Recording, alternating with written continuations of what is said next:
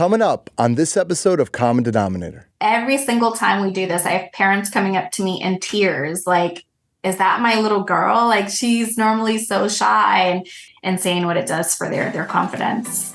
Hi, and welcome to Common Denominator, where we shine a light on people striving to make the world a better place. Today, music entrepreneur and innovator Tiffany Miranda. Tiffany is the founder of the nonprofit Girls Make Beats, which teaches girls to become the next generation of DJs, producers, and engineers, and empowers them to thrive in a male-dominated industry. So I just finished the conversation with Tiffany, and what really stood out for me was that less than 3% of music producers are women.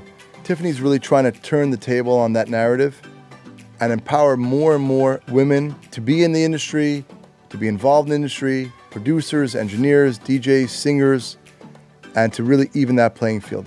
And that really struck a chord within me. Before we play the conversation with Tiffany, a quick reminder that if you like the show, please subscribe and follow me on social media at Popack. Now, here's my conversation with Tiffany. Enjoy. Hi, Tiffany. Hello. I am so excited to be here. Thanks so much for having me today. Yes. Welcome to the show. Thank you. So before we get into your amazing not-for-profit, I want to go into your backstory, how you fell in love with music, with singing. You know, what was that kind of, as a child, what was that beginning look like for you? Wow. Actually, I remember falling in love with music when I was 11 years old. There was actually a very definitive moment. I remember we were going on a field trip and we were stuck in Miami traffic, and all the kids on the bus started taking turns singing songs. And when they got to myself and my best friend at the time, they were like, you guys are actually really good. Like, can you sing again? And from that point on, anytime I had seen anybody that was on that bus going from class to class, they would have me stop in the middle, in between classes, and start singing. Mm-hmm. And it was a wrap since. I was just like, music is what I want to do. And I, at age 15, started getting contract offers from a lot of the Miami scene. But I also remember a lot of like the producers and the engineers and the people who kind of had the creative control of the projects, you know, telling me who I should be, how I should sing, what I should wear. And there was always just like a huge disconnect for me because I was like, where are all the women? You know, how come there's no like females in power in these spaces? So I want to just tell you, I just want to tell you this, like the creative side, artists, musicians, that is a common thread that I've heard a lot as far as the stifling of their creativity. You know, in other words, if you have all these executives that are sitting there and there's someone on a completely different side of the brain, and they're coming from a different side, and they want that freedom, but they're telling you, you know what I mean? If you want the fame and fortune, you got to do A, B, and C, but that's not your authentic self. You know, what is it that actually makes people successful in the music industry? I can't say that there's like an exact formula to it, because if it was, everybody would just follow that. Everybody's story and journey, I think, is very different. I also believe in divine timing. You know, sometimes it's just not your time. But yeah, I think there's so many variables when it comes to that. But what I will say is one of the variables should never be having to put yourself in a compromising situation. And that's exactly why I created the organization Girls Make Beats, because a lot of the same kind of stories I've heard from girls and women and being in spaces and dark rooms with men who, you know, quote unquote, have the power to make or break you, you know, more oftentimes than not, there are inappropriate like conversations and things going on, or, you know, and some people give into that, unfortunately. And with Girls Make Beats, I literally created it with girls and women in mind, never having to face that ever again. So parallel to my career nearly 11 years ago, I created the organization to expose young girls and women to the amazing fields of music production, DJing, audio engineering, and really just having a safe space to be able to really dive into these fields and have career pathways. So tell us about Girls Make Beats. So 2012, this nonprofit you set up, and I think, what was it, 3% of music producers are women, right? So it's a very, very low stat. And girls, what, ages 5 to 17, right? Mm-hmm. How do you choose, what's the process? How do you choose which girls to take into the program, and what is the logistics of it? So we have a pretty straightforward registration process. We work with our partners to make sure that our programs are scholarship based. So our girls typically don't pay anything to be a part of the program. And once they register, we do have an interview process. And the interview process kind of just gauges their interest in music. They don't necessarily have to have any background whatsoever in music, but if we can see that there's a passion there, we want to make sure that we can help bring that to life. So that's a huge factor. We also look at things like their ability to attend, because sometimes, kids have a lot going on with extracurricular activities. And then also household income is also a consideration. We are really passionate about creating opportunities for girls in low income households and underserved communities. Mm-hmm. So that's a huge factor as well. And then we also partner with various school districts. So we're currently partnered with Compton School District, LAUSD, Inglewood, Santa Ana. And I think those are the primary school contracts that we have. We, at that point, send an instructor out to work with the students, and they get to do it as an elective or an after school program. We also have a club model that we released about a year and a half ago that allows girls anywhere to start their own Girls Make Beats clubs. So we have clubs in Chicago and New Orleans, Miami, Atlanta, basically everywhere. And it's growing and growing exponentially. And that's more student led, where we provide the resources. They pick a time to meet up, they have an advisor, and then they are able to tap into the resources that we provide at the organization. Yeah, it's a very, music is a very, very healthy outlet, especially nowadays, for young adults to tap into. That's what I was going to ask you, if it exists in Miami.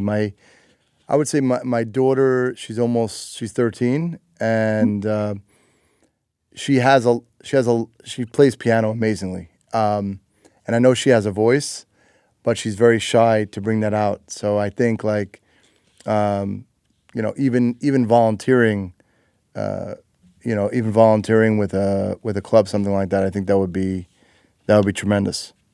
Absolutely. Yeah. Music is literally life-changing. I always say, it's great that we're teaching our girls a skill and they're learning, whether it's production, DJing, engineering. We also do, various music classes and instrumentation.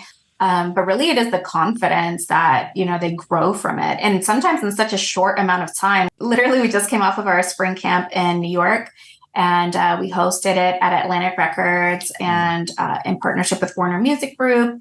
And the girls there, literally, some of them were so shy, you could barely get them to speak. And in just a 5-day camp, by Friday, we do a closeout ceremony where they get to DJ for their friends and family and play the beat that they've been working on. And these girls just blossom. They pick a DJ name, so that's like their alter ego. And I literally can't tell you, every single time we do this, I have parents coming up to me in tears, like, is that my little girl? Like, she's normally so shy. And, by tapping into, this alter ego that they create through their musical self, is just insane what it does for their confidence. So it's DJing and singing. So they're it's, Music production, DJing, and audio engineering. So we do have supplemental programs where we do everything from music business and teach them about publishing, or we might have a master class on piano or voice or, various things. We actually just got about 20 guitars from Fender Foundation. We're going to start doing guitar lessons here at our academy in LA. We're actually putting together an all-girl band as well. So instrumentation and music theory is something that, we're really, really passionate about as well.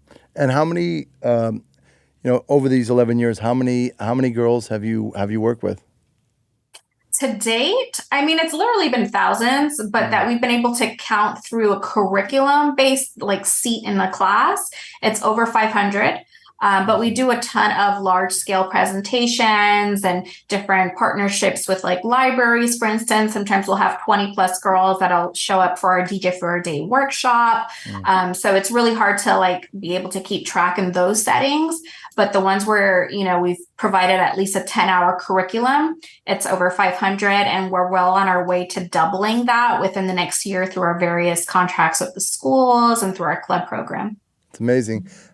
What would you say in your mind over this time? What has been the thing that stands out the most, your greatest success story with any of the girls? You're wow, super proud of. Yeah, so there's one in particular. Her name is Kaya Nyasha. And I always say she's our poster child of success because Kaya is incredible. She started with us when she was 15 years old, and that was in Miami, Florida at a camp that we did. She's now 22. She is about to graduate from Berkeley this year. She also is one of the producers on the remix for an official remix we did for Janet Jackson and Daddy Yankee. And she did that when she was 18, around there.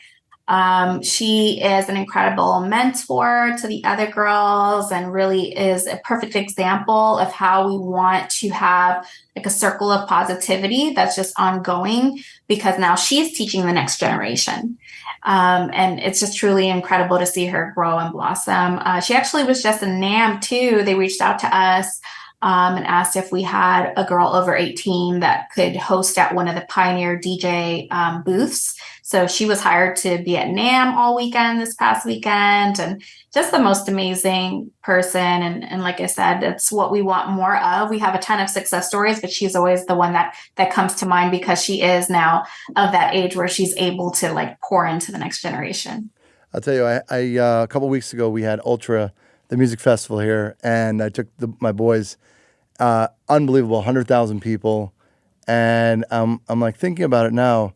I'm it would have been amazing to have more female representation at the DJ booth.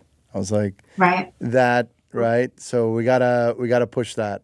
We gotta push that and I think on the big festivals. Yeah. For sure. I think for sure, social media is helping to propel the narrative, because I am seeing a lot more women on, TikTok and Instagram and stuff DJing, which is great. But I do remember one of our first early press coverings was with, I think it was Miami or Broward. One of the big news ones there. Can't think of it at the moment. But I remember the subject, and the reason they had reached out at the time was because there were no female headliners, DJ headliners for Ultra, and they wanted my take on that, and or they wanted to help amplify what we were doing at the organization. So we still have a lot of work to do. Yeah. And it takes the community. Like I always say, it's not just women, it's also men who are, fathers of daughters and, brothers and sons, and everybody at some point in their life is impacted by a girl or a woman. And it's just really important to have a community that supports empowering that. And I know you've had the privilege to work with Spotify and Apple, Facebook. How was that experience? It's honestly still surreal. Sometimes I'll look at my calendar and it's I'm just having all these calls and meetings with the biggest corporations in the world, something that came out of my mind that I refuse to give up on because I know that this change was so needed. But it's a pretty amazing feeling. It's been over a decade now since I started the organization, and I just feel really blessed to be in a space where we are getting the attention from these big, huge corporations that want to help change the narrative of the music industry. I think it's great. What do you think is in today's day and age? You have unfortunately a lot of negative messaging in the music industry. Who would you say as a female artist today that's really out there? Who would you say is a good role model? That's out there today. You know, it depends. It really depends because it depends on what you consider to be a female role model, right? Honestly, a lot of our girls, they listen to a ton of hip hop, and I feel like there are, things that could be controversial in those spaces. So again, it really just goes by what you feel is empowering. There's not a specific artist that comes to mind. But I do know that I want to see more women. I think we are getting more of visibility in certain spaces. So, for instance, like the 3% statistic of producers, it only rised by like a little bit. It was, I think, 2.6%. Several years ago in 2020, they just released another study and now it's 2.8%. So not much changed there, but I do remember seeing a significant gap in or jump in female songwriters and female artists on Billboard and things like that. So, it's beautiful to see. So, I mean, it seems to me, because I know from my daughter, but I guess her thing is like Taylor Swift. I mean, that's the... who knows? I don't know. Maybe you've met her, or maybe who knows. But that's kind of like where people are gravitating. Oh yeah, she's awesome. She's one of the few female producers too. Like right. She's produced a lot of her records. She has a lot of courage too with the Scooter Braun thing and all that. She just goes out and she's very strong-minded. That's what you got to be, right? You got to have courage and right. You got to be strong-minded. Absolutely. It's tough, right? Business is tough, and that's just kind of how it goes. So I made a commitment in the beginning of 2023 to learn how to play piano and attempt to sing. I'm at the beginning stages, so just being in the industry a long time, what advice would you give me? That's amazing. Well, first and foremost, congratulations to you. I think it's so important for any and everybody to follow their love and passion and anything that you want to accomplish in this short time we have on this planet. So my advice really is just the same thing I would tell the girls is really just be a student of the craft, learn everything there is to know about it. And we're in such a fortunate space now where literally all of the information we could ever want is at our fingertips, literally. Like, it's crazy. I don't think there's ever been a better time to really dive into whatever your passion is. There's a ton of YouTube videos and blogs and just a community of people for anything that you want to do. So I'd say definitely tap into that and just put the work in. At the end of the day, I was just talking to one of my close friends about that. Is like, you can talk about what you want to do all day long till you're blue in the face, but you just have to do it. Literally. I mean, Nike nailed it. Just do it. Or I have the other quote I was talking to my son about. It's Master Yoda. Do or do not. There is no try. That's it. I love that. That's it, yeah, Master that's kind Yoda. of a play off the one that I love and live by is like, if you think you can or you can't, you're right. That's right. And it's just, that's all it is. You can only be your best cheerleader or your worst enemy. It really starts with you, and the only limitations you have are the ones you accept. For sure. What would you say is your favorite song to sing? At Last by Etta James, my number one favorite song. It's like my go-to. Everybody already knows in my circle. Anytime they hear that song, they're like, "Tiffany, that's your song." I love that song. And I assume that would be your favorite song of all time. Is that where you'd go, or you'd? It's definitely my favorite song to sing, and the reason that is obviously, she's got such a strong message. At last, my love has come along. Like that's so strong. I think in a world where so many of us are always like searching. I mean, you've been married for 18 years, so you found yours. That's awesome. But a lot of love songs and stories and movies and everything is about love and really finding that. So At Last, my love has come along. Like that line in itself is so strong. But also I remember when I first started singing jazz standards, I was so afraid to sing that song.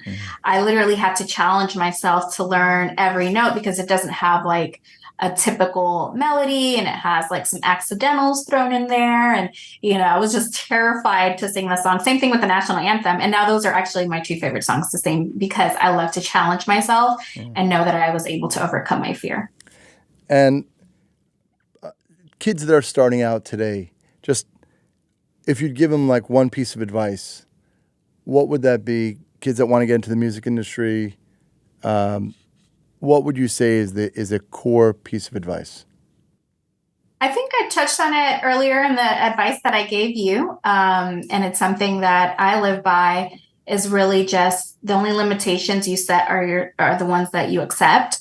And there's just so much truth in that because, you're going to hear no in anything you want to do. My mom always raised me to believe and to know the fact that even if you wanted to clean toilets, there's other people that want that job, so anything that you do, you just really have to put 110% in it. You have to stay committed to it. You have to also keep solid people around you. I would also say protect your energy. It's really important because some of the closest people to you could be toxic, and whether that's friends or family, like being able to identify that and find people who are going to uplift you through the peaks and the valleys is just so important and life-changing. Yeah, I love that idea. Protect your energy. Super important. You have to become aware of it and protect it.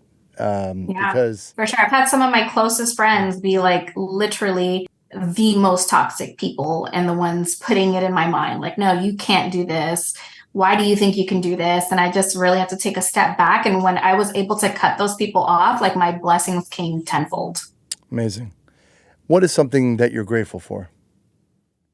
I'm grateful for my son. I am so happy to be a mom. I waited a little later in life before deciding to try and become a mom. But he's literally my biggest blessing. And I'm also a huge advocate for moms in the music industry because I feel like thinking back on why I waited so long, a lot of times I was kind of mentally trained to think like, either you're going to be an artist and have a successful career, or you're going to be barefoot and pregnant and be a mom. It literally was like ingrained into me, I think also just by society, and now today I literally welcome women with babies at our academy. We have a beautiful academy here in LA that we just opened.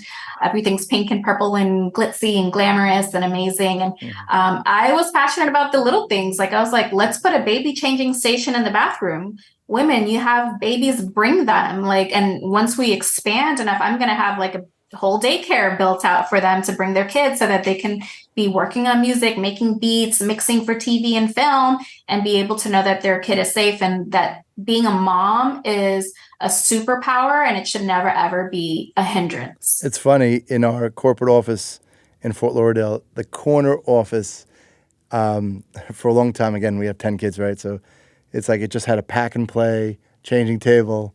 Like this is, because my wife and I, we work together. And so I relate to that. It's like moms are actually the strongest of all the species. It's like that. Yes, right? I love that. Literally, like you'll see video clips of our studio and it's like all this like awesome equipment as it pans by a baby chair. What is something about yourself that people do not know? That people do not know. I don't know. I'm kind of an open book, almost sometimes too much. I'm like, I have to tell myself to not talk too much, but something that they don't know. I would say that as outgoing as I'm perceived to be in certain spaces, I'm actually shy and I have to really encourage myself to like meet people. And, I think with Girls Make Beats, I'm just so passionate about it that I'm like, tell me no, I don't care. I don't care if I'm feeling shy or whatever I'm feeling in these spaces. Like I've really been able to overcome because at the end of the day, like I know that the purpose is larger than me. So it's helped me to overcome that. But yeah, I think most people are kind of shocked to know that I'm actually a really shy person internally. Well, that's actually typical. Most people are introverts and they seem really outward. So that was a lot of like specific work to get there. But I want to thank you, Tiffany. It's really been informative. It's been great. And hopefully we'll promote more and more girls to get into the music business in a Yes, healthy way and a positive way, absolutely. right? Absolutely. And how could people follow yourself and Girls Make Beats on social? So, Girls Make Beats, you can follow us on all socials at Girls Make Beats. Also, our website, girlsmakebeats.org. We have constant programming available year round, virtual and in person, so any girl can partake in it. You can also donate if you want to support our cause. There's a link to donate on there as well. And then for myself, I'm actually getting ready to work on my album, which I'm super excited about. So I will be releasing some music soon. And you can follow me at Tiffany Delilah Miranda. Beautiful. Thank you so much. Really Thank been you. great. Thank you so much. Hope you enjoyed my conversation with Tiffany. Please subscribe to the show so you don't miss an episode and follow me on social media at Popack. Have a great day, and I'll talk to you again soon.